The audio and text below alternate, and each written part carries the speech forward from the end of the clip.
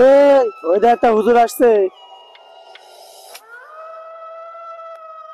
এই চল, তোর বছর কাছে নিয়ে যায়, চল। ভাই ভাই আমার ছেড়ে দেন ভাই, আপনারা আমার কি জন্য ধরছেন ভাই? এই এই বাগান আমাদের, এই বাগানটা আমরা কাউরে যেতে দেই না। চল তুই বছর কাছে হাট।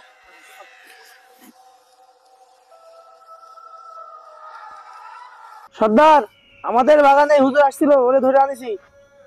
এক কাজ কর, এই হুজুরির কাছে যা যা আছে সব বের করে নে।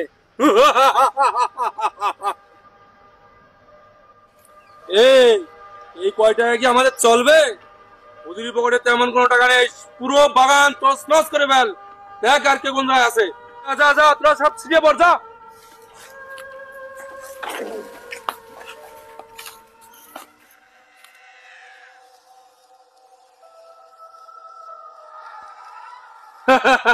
রে তুই আরো লোক ধরে নিয়ে আসছিস? সর্দার, আমরা অনেক দিন ব্যবসা করে আমাদের কাছে কিছু টাকা পয়সা হয়েছে, আমরা তাই নিয়ে বাড়ি যাচ্ছি। আরে তোমার লোকজন আমাদেরকে ধরে নিয়ে আসলো, আমাদের ছেড়ে দাও ভাই। আমরা আমরা আর আর এ পথে আসবো না, তুমি আমাদের ছেড়ে দাও। আমাদের বাড়ি বাল বাচ্চা আছে, তারা খুব পেরেশানিতে আছে, আমাদের ছেড়ে দাও ভাই, আমাদের ছেড়ে দাও। দেখো বণিক, ওইসব মিষ্টি কথাই কোনো চিড়ে ভেজবে না। আমাদের কাজই তোমাদের মতো এই সমস্ত লোক ধরে ধরে আমাদের টাকা নেওয়া, ঠিক আছে? ওইসব কথায় কোনো কাজ হবে না। এই যা আছে সব নে, বের কর। সর্দার, যদি কিছু মনে না করতেন, আপনার সাথে আমার কিছু কথা ছিল। এই তোর আবার কিসের কথা? এই দাঁড়া, ও যেহেতু কিছু বলতে যাচ্ছে তাহলে ওর বলতে দে, কি বলবি বল।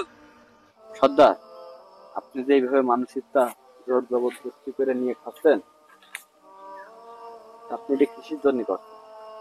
আমার পরিবার পরিজন যাতে ভালো থাকে, আমার সাথে যেসব লোকজন দেখছিস এরা যাতে ভালো থাকে, এই জন্য এসব করছি আমি।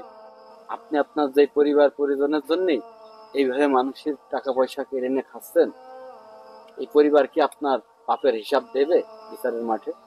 তারা তো অবশ্যই দেবে, আমি তো তাদের জন্য এগুলো করছি। তাহলেই আপনি আপনার বাসায় যান, আপনি একটু খোঁজ নিয়ে দেখেন তো আসলেই তারা আপনার হিসাব দেবে কিনা। শোন, হুজুরি এই জায়গায় বেঁধে রাখবি, আমি এখনই বাড়ি যাব। বাড়িতে আমি আমার পরিবারের কাছে শুনবো, ওরা আমার পাপের ভাগে যদি নাই, হুজুরির আমি গুলি করে এখনই মাথা খুলি উড়িয়ে দেবো। আর যদি না নাই, তাহলে আমরা হুজুরকে ছেড়ে দেবো এবং আমরা সবাই আজকে থেকে ভালো হয়ে যাব, ঠিক আছে?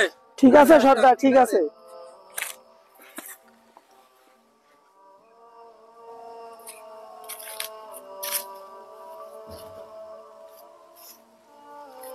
কি হলো সর্দার, আপনার পরিবারের কাছে আপনি শুনেছেন তারা আপনার পাপের ভাগিদার হবে কিনা? হুজুর, আপনি ঠিকই বলেছেন, তারা কেউ আমার পাপের ভাগি নেবে না।